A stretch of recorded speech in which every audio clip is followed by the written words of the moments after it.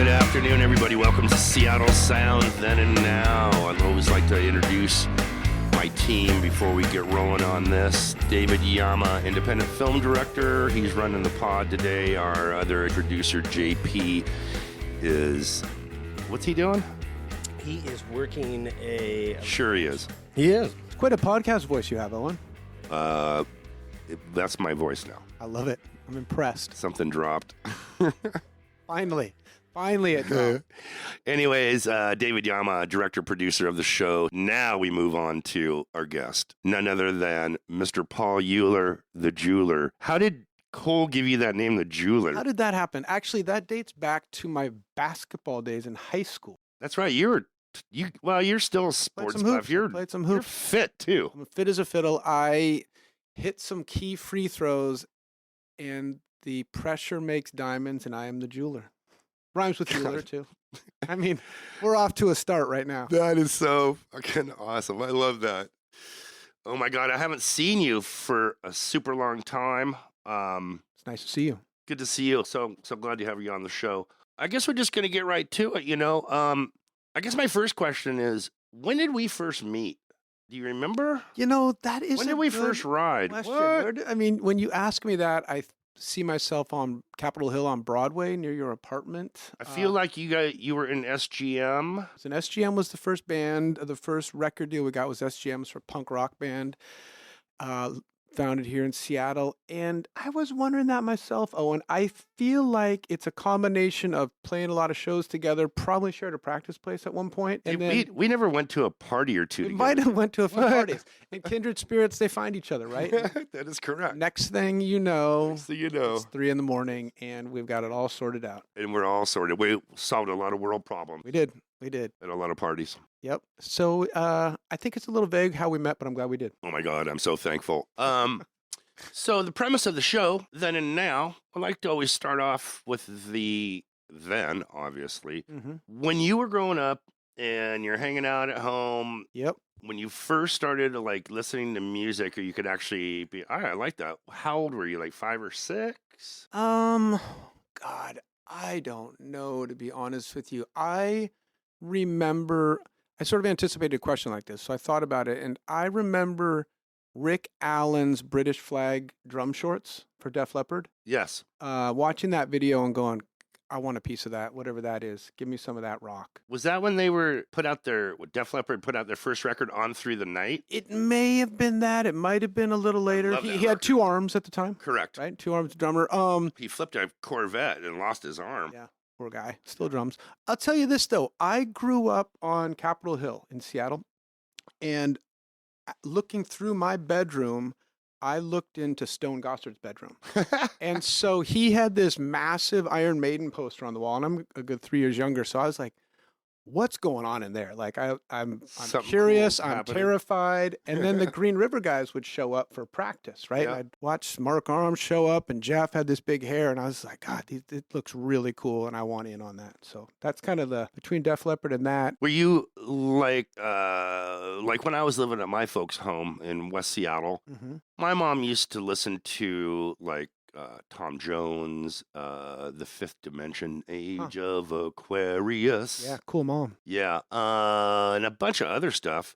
Is there stuff that your parents were playing that you like? Yeah, well, Or because you have brothers too. Were you trying to steal records from them and listening? I only have a younger brother, so no, I was keeping him out of my room.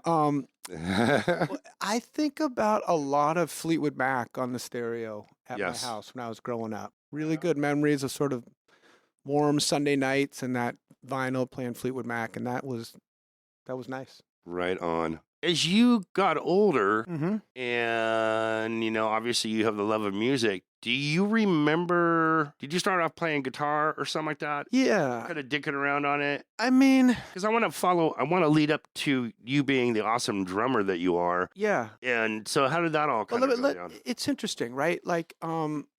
There's sort of a lot to unpack with that because it's not the sort of traditional, or maybe there is no traditional path, but it wasn't, hey, God, I have this real love for playing instruments. I feel like a badass musician.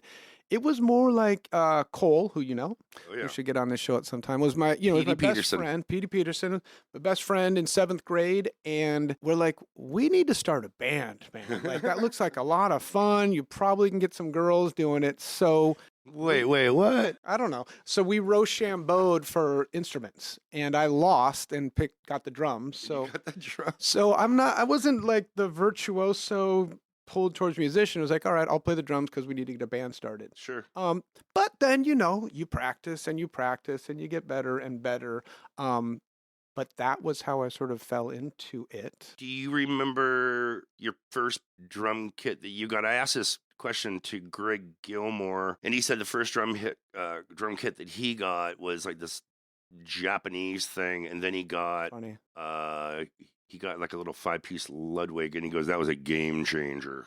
Yeah, that's, what's that, that saying, try to buy for quality first, then you don't and spend a lot of time buying up to that. I learned that lesson with drum sets. I think I had about 19 drum kits until I finally got to my DW, and I had this sort of red sparkly thing that sounded horrible. And then I remember Cole and Credo and I drove out to buy what we called the Dark Tower because it had like 17 toms around it and also sounded horrible. Mm-hmm. And eventually I ended up with the DW kit that I love and still have and still. And that's kind of your go-to kit now, yeah? It's my go-to kit now. Although toured with the Yamaha Rock Tour Custom, which sounded really badass. And that's what I have in. Oh, that's right. Yes, yeah, I remember thinking that when we were jamming. That's a fantastic kit as well. Yeah, well, it's fun, it's easy, it's simple. That's right. Fuck, I bought that thing from Shelton Music Store.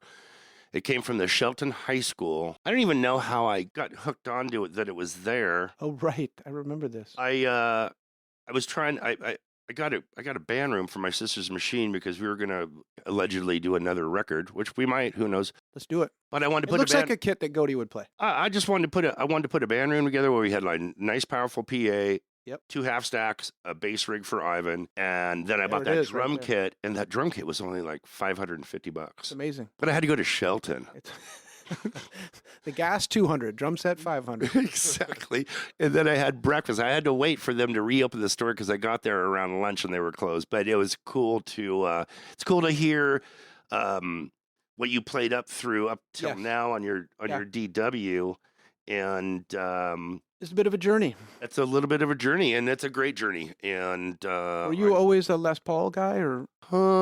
we I started mean, out. you've got about 1,000 guitars here. If people can't see or feel that, And the good news is they all get played. Yeah.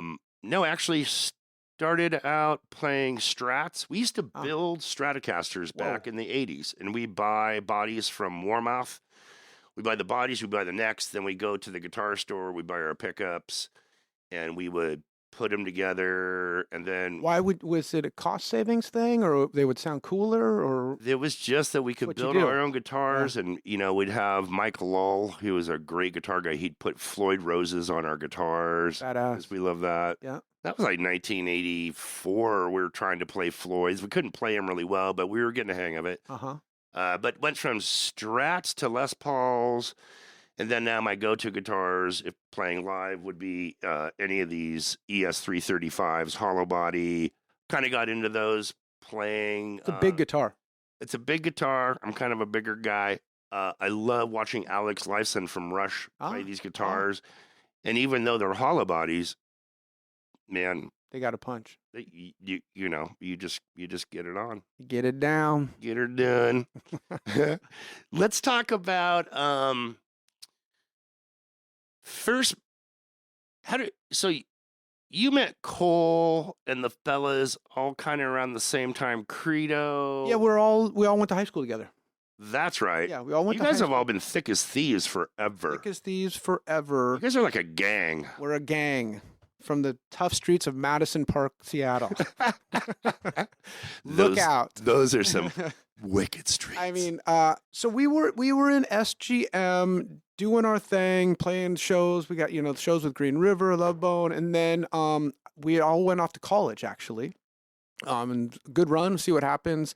I'm playing some college basketball, and then mid-sophomore year, SGM got a record deal, which, a record deal it's a record deal. I signed something. I think we were paid $10,000 for it, but That's so cool. good Lord knows that's enough to quit college for, right? Well, how did your parents feel about that? My dad's an attorney and is pretty strict and was not happy at all with the idea. My mom's Same with my dad. a loving mom, a doctor, and she's like, go for it. So I've met your mom. She's super sweet. Yeah, she's fantastic. And so it's like, okay, great, get a job and do whatever you want to do. And so, yeah, like in hindsight, I'm like, golly, that was interesting choice. But we all come back together.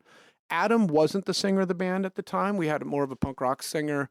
Realized this isn't sort of going anywhere. So, read the tea leaves a little bit. Love Bone was coming up, and we didn't sound anything like that. We tried to, and then we went for got Adam name change, started gigging, and, kind of like all of us on this pod, I think if we're honest, got pleasantly swept up in the grunge shenanigans. I think every label is like, go find the next Nirvana or Pearl Jam, and so we sign a band out of Seattle. Kind of out of Seattle, and so we sort of Forrest Gumped our way into a record deal and made the most of it. You know what? We're going to take a quick break here for our sponsors, and we're going to come back with none other than Mr. Paul Uhlir. So happy to be here.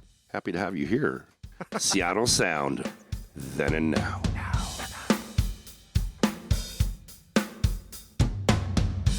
Seattle Then and Now is brought to you by Annie Irene's Coffee Shop, downtown Des Moines, the best coffee in Des Moines. I go there every morning. Also brought to you by Des Moines, The Cleaner, Seattle dry cleaning with pressing services and excellent service. Also brought to you by Design Develop for all your construction and carpentry needs, facilitation and building, Design Develop. Welcome back to Seattle Sound Then and Now. I'm with my good friend, great drummer out of Seattle, Paul the Jeweler Uhlir. Hey, buddy. You know the background of that story now, my friend. Good lordy, Gordy. Lordy, Gordy, we got ourselves kind of a cloudy, drippy Friday here. A little Owen. drippy Friday. We're glad to have everybody here on the pod. And it's Cinco de Mayo. Oh, it is Cinco de Mayo. Today's May 5th, yeah? Yeah. Let me take a little time to say good work, boys. Well done doing this. I'm excited about the project. It's going to be wonderful to see it all come together and watch in the future. So well done. Thank you very much. We appreciate that. Yep. How, yeah. All right. So this is the part of the show that I love a lot, and a lot of people do too.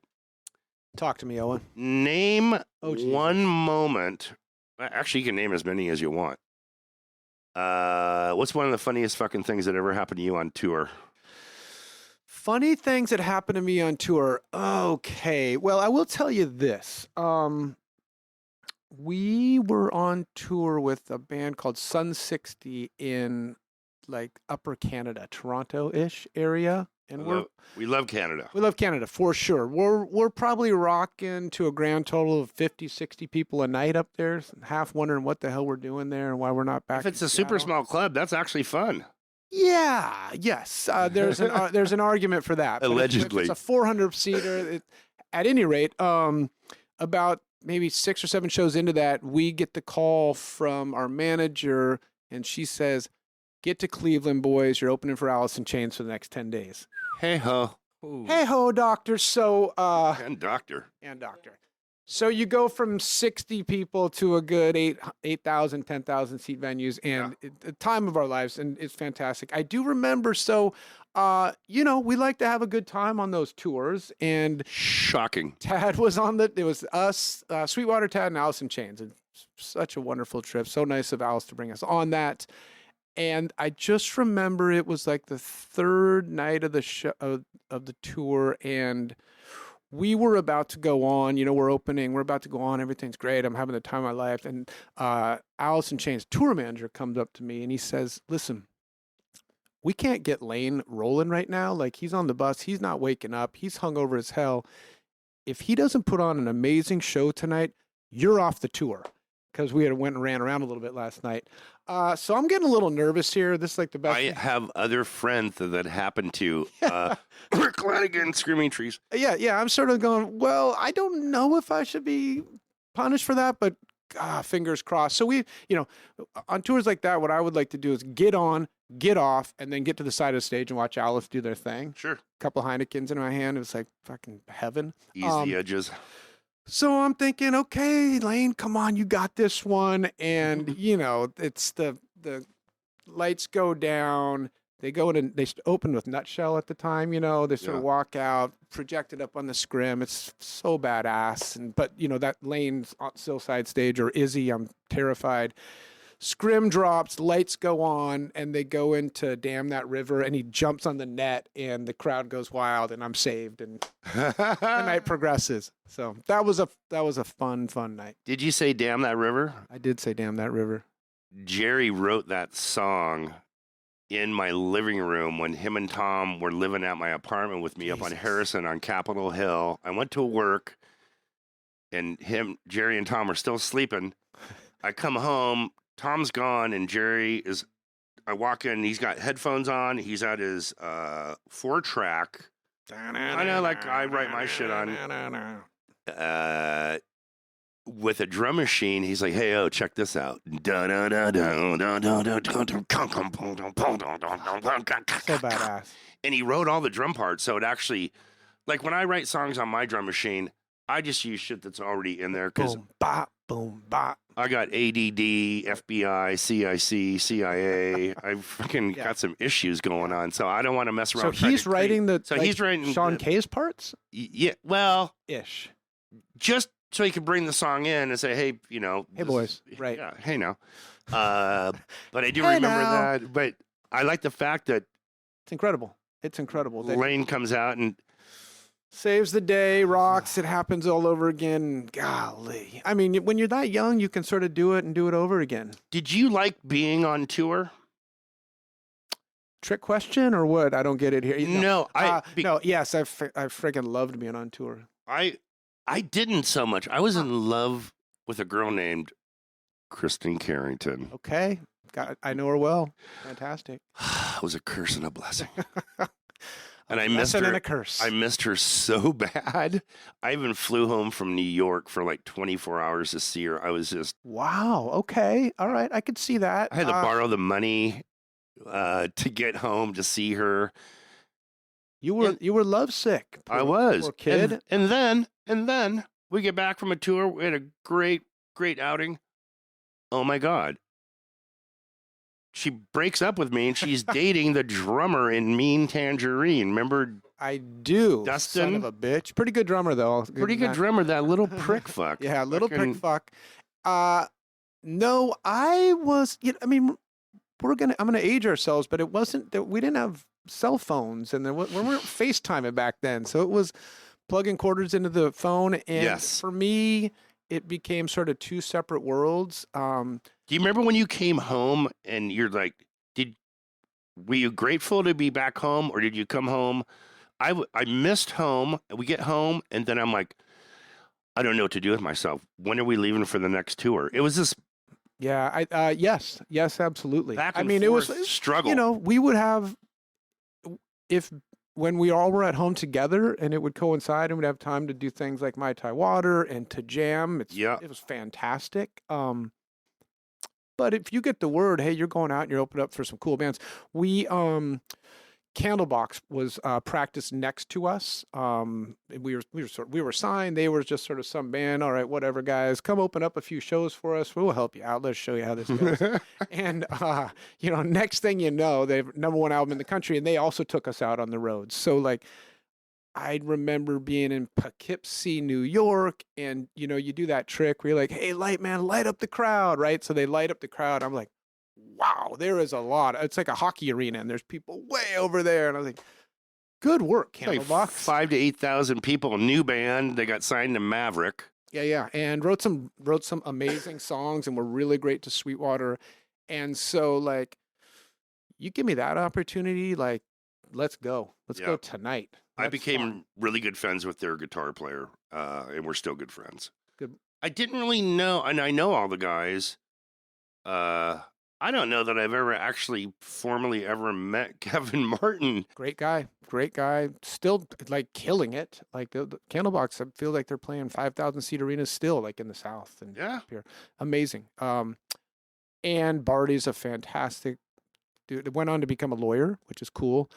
And Mercado is a freaking hell of a drummer. I'll give you that, man. Yep. Wow. That guy can I play. actually saw Scotty Mercado and his wife and their new baby. I hadn't seen him forever, and it was 4 or 5 years ago. We were down at Stan Sayers Pits watching the hydros, and our friend Steve Huff is a hydroplane driver. Wow. Friends with a lot of Seattle musicians, Sean Kay from Alice. Steve has his own motorsports company, and they service our Harleys and stuff.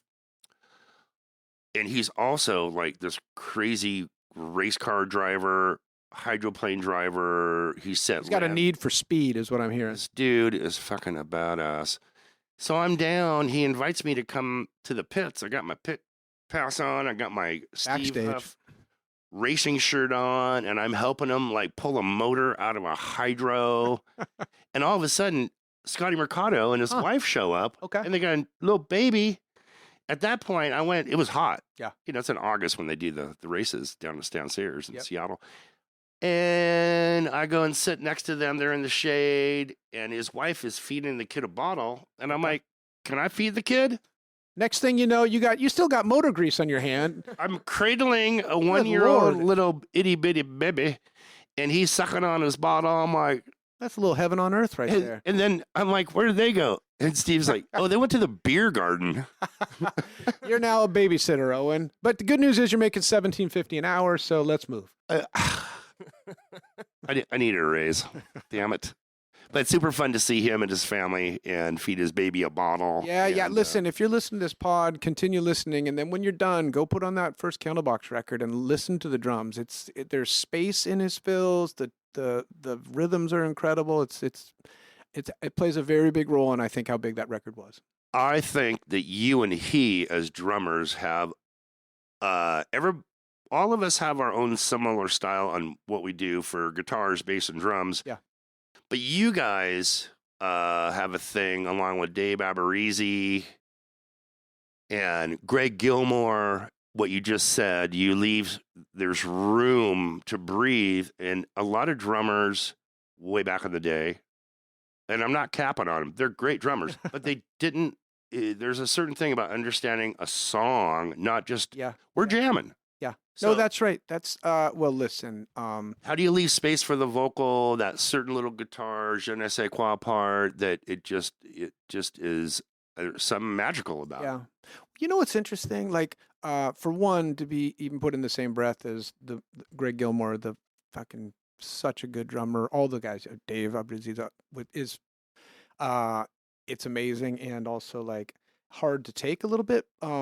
What I would say about that space thing, maybe translated another way, is like not overfilling, right? Yeah. But you know, for the people that are making records now and recording, I think it's a way different process, because when we were doing it, like the drums go first and you got a studio rented out and it's not cheap, and they're like, get your fucking drums laid down, dude. So you're kind of like, don't make a mistake. Don't make a mistake. So it kind of leads to, for me at least, unfortunately on some level, to a little bit of a tightness and a little bit of like, there's not a lot of extra fills going in here because I kind of want to get this over with. Did you kind of feel like by the third take on one song, you're like, fuck, I really got to nail this? Like, yeah, yes. And then, same for everybody when you're recording, if you get to a point where you're like 6 takes into it, maybe take a break.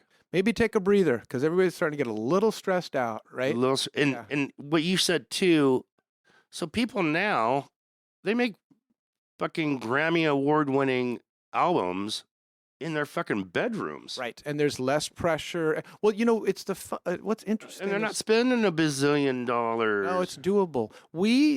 So when we were making the second Sweetwater record, we were down in Los Angeles with Dave Jordan, did Jane's Addiction, Alice in Chains. Did Dave do your record? Mm-hmm. No shit. Yeah, and so we would go into the studio, you know, I mean, look, another thing that like twists my arm. I'd fucking love to do this again. You get yourself a bagel, you get a coffee. You're in LA. It's beautiful out. You go into the studio, El Dorado, and okay, we're tracking a song today. And then it does get a little intense. And, Jordan shows up a little late because who knows what the heck he was doing the night before. But then you got about 6 hours to nail it. And eventually you do.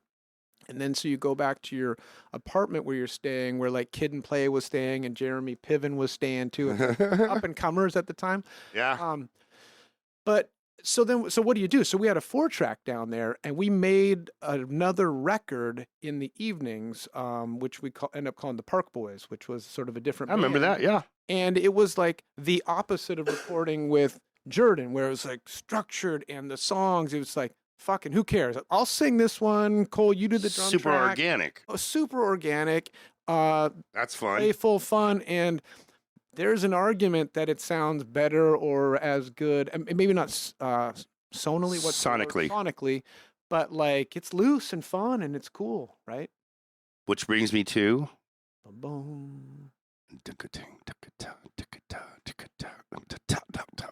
MYTYWATER. Let's talk about that. How did we start that band? Tommy's got a theory, I'm sure. I can neither. I've got a theory about everything. Yeah, I've got a fear. I can neither confirm or deny these allegations. We may have partied together a lot after shows and gone to house parties after gigs. Yep. And me from My Sister's Machine, Ty Wellman from Green Apple Quickstep, Cole and Pablo from Sweetwater, and then our favorite little tiny Elvis, the Gunner. Gunner DeMaio. We started a band called MYTYWATER. Let's what do you remember about MYTYWATER? I think part of it we must have justified, like, we're all hanging out all the time. We're getting into a lot of trouble. We're staying up late. Like, let's maybe write some songs together while we're here, right? And we all had practice places and badass equipment and like roadies too. Like, hey, Angel, we're gonna jam again. Go get the stuff set up. So it's almost it would be a crying shame had we not done it. So I'm glad that we did. And it's also along that same theme of like, it's just for fun, right? Oh my God. It's just for fun. There's no pressure. There's pressure with our other bands not having any radio airplay and not getting the right tours. But with us, let's just write some tunes and play the Rock Candy and headline the Rock Candy and charge $2 and have the place be packed. Like, sounds super fun. And I think the fun thing for me that when we would get done and come off a tour, and there was a couple times when Gunner was home from tour from playing in the War Babies, they were on Columbia. You guys were out on tour supporting your record. Tyler and Green Apple, yep. I think signed to Maverick too, didn't they? Yep. And we would all find ourselves at home for however long in between tours, and we're all friends forever and would always support each other at shows and stuff. And then we started MYTYWATER. That was like one of the funnest it was really fucking bands I've ever been in. A funny story about that reminds me of is, so not everybody gets signed at the same time, right? Nope. So we're all friends and we're all gigging and rocking. And then I remember you had a record deal maybe first, and then Gunn got one, or maybe I have that sequence wrong, but Sweetwater wasn't signed yet. And, we're hoping, you're never sure what's going to happen. Feels like it might happen. Atlantic's up here. Virgin was up here flying. Especially when your friends have been fighting for that whole time. You're like, fuck, man, I want that too. Yeah, you want it. You're not sure if you're For us, it was when Alice got their deal, yes. And Jerry and I were like super good fishing buddies and camping buddies, and we used to ski together and stuff. Right. Now that we're a little older, we still golf every now and then. But you remember that it's the waiting, and then I remember when we signed our deal. The next time I saw Gunn was probably up in the apartment on Capitol, and he goes, "Welcome to the club." Hey, I'm glad. Actually, crowd noise. Welcome to the club. Welcome to the we club. got a record deal. What? MYTYWATER is fantastic. That flyer, the $2 price tag. Incredible. I saw that on Facebook the other day, and I was like, Who negotiated that? Was that you, Owen? I think we should have been 5. Well, it said on it, I was the manager, and also my side gig was beer drinker. Right. I will say this: Sweetwater, if we're great songs, so Adam focused, not sort of ripping guitar focused, like killer rhythms. Stone Gossard told me he thought Credo was one of the best like rhythm badass guitar players that was in the scene. So all compliments there. We didn't have like a 2 guitar badass attack, and so playing with MYTYWATER was really fun. Having you and Gunn, probably in my opinion 2 of the best guitar players in the town, in the country, in front of me on the stage, it was really fun.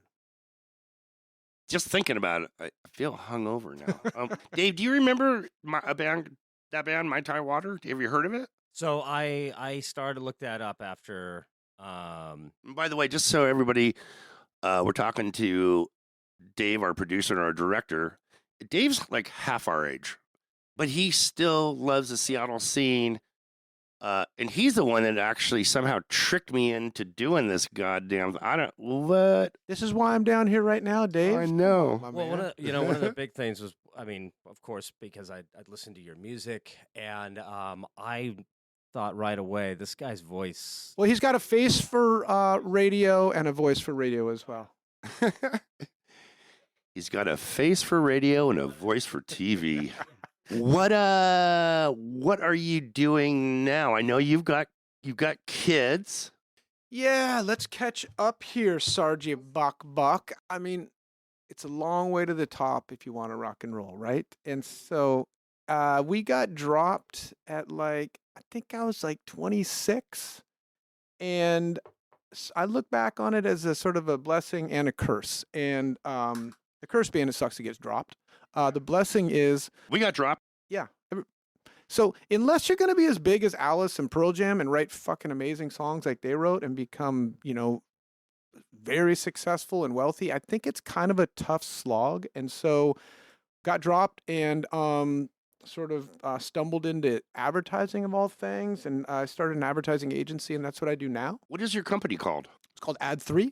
And what does your company do specifically?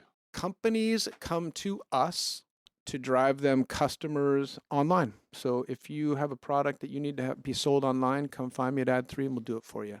Still drum. I had a practice place in Bellevue recently with some friends. Just jamming a bit, but it's less than it should be. Yeah. How about you? Are you in a band? No. I don't. I just got done recording 5 songs that I wrote and played everything except the drums, and sang on as well. And at some point, we'll maybe release 1 or 2 songs on this, maybe a couple intros or some on the outro. Nice. Very interesting to. I've always been a songwriter, and I wrote many songs for My Sister's Machine and Mistrust and Litterbug and a couple other bands, but I'd never written everything, played everything. It's the Dave Grohl treatment for the first few. Kinda, although, and I can play drums, but Whoa, slow down there. Sorry, Bob. I mean, jeez Louise. You want me to pick up an axe here? Yeah, no, he's right. You just busted my balls. No, he's right. The drum beat I do is Oh, Gakko. It's not a bad beat, actually. But if it's on every single song, it gets a little. It gets a little annoying. Yeah. But it was really fun to do 5 songs. I had Thomas Nadeau play drums on all the songs. Love on Thomas. the last song, that's more of a soundtracky thing. There's no singing on it. I had Nick Reinhardt. Oh, that's cool. From Bam Bam and Old Lady Litterbug and a bunch of other great bands. Didn't he play on Jerry Cantrell's solo record? He didn't play on the record, but he went and toured and played bass for Jerry's solo record, Boggy Depot. No, wait. Yeah, it was Boggy Depot. Yep. And Chris DeGarmo played second guitar. Wow. Jerry was singing, doing his frontman thing. I say if you're good enough for Jerry to pick you to play bass on tour, you're a badass player, Nick. Jerry just put out a really cool new record called Brighton, and it's a 10-song release. I think he's definitely coming into being a lead singer. You know, it's hard, though, because people are like, well, you guys can't sing. You guys are guitar players and songwriters. And yes, true. But, we also, Jerry's way more of a singer than I am. All the backing vocals. It's incredible. On all the Alice songs. What a fucking, he's a motherfucking, like a music architect. It's a badass. I mean, his history and his discology, I mean, fuck, he's got 10 great records under his belt. There's not one, he's never written a bad song, No. in my opinion. And not because we're friends. I'm like, I really, really, he inspires me. So I went and did that. And then other than that, I own a company called Design Develop. We're like a mid-level, higher end building company. We do custom kitchens and bathrooms, and I've always done that. Yep. A lot of fun. We do custom decks. We lift houses. If you want a swimming pool on your roof, We can do it. We can do it. But can your checkbook do it? You know, it's Right. So that's kind of what I do. I live here. We're actually in my home, in my music room where we're doing the pod, Seattle Sound, Then and Now. And I'm having my friends come over, interviewing you guys, and having It's a lot of fun, Owen. trying to live my best life again. I mean, God, it feels like 3 or 4 lifetimes ago since all this stuff. And then seeing all you guys. And we've got a great new group of female artists coming up. Good. Crucial. Kim Virant, we've got Deja, we've got Carrie. I can't pronounce her last name. I don't know how to say it She exactly. plays in the Rockfords. Fantastic. Was in Goodness as well. Yes. Amazing voice. I just listened to the show they did at Easy Street, and I went. holy cow. It Amazing. was super fun. I saw Mike there. I hadn't seen him forever. Yep. Went to Jack's Steakhouse and had a steak with James Hilborn before the show. It's a freaking slice of heaven right there. Chris Friel is in that band who took my spot in Sweetwater too. That's right. Yeah. It's a beautiful small world. It's super fun I know. and super good to be hooking up with all of you guys again. It just blows my mind. It's well done. It's And, well done. Owen. it feels like really we've known each other for so long and we haven't seen each other for so long. I mean, gosh, we're talking, you know, it's in a sense anywhere from 15 to 30 years. Yeah, it's crazy. And it's really good to hook up. And I really appreciate you taking time out of your day to come on down to the pod room and hang out. And I'm honored to be here. And it's like, it's so cool. Give me a reason to think about these times and to talk about them and to sort of save them, hopefully. So thanks for the opportunity, Owen. I really appreciate it. Dave, thank you. we doing a appreciate great thing. you. Yeah. David, thank you for your help today. I know you're one man short on the pod, but stay tuned, folks. We've got great more guests coming up. And again, thanks to my buddy Paul Uhlir on Seattle Sound, Then and Now. Let's do it. Click subscribe. Get it on. Hit subscribe. Wow!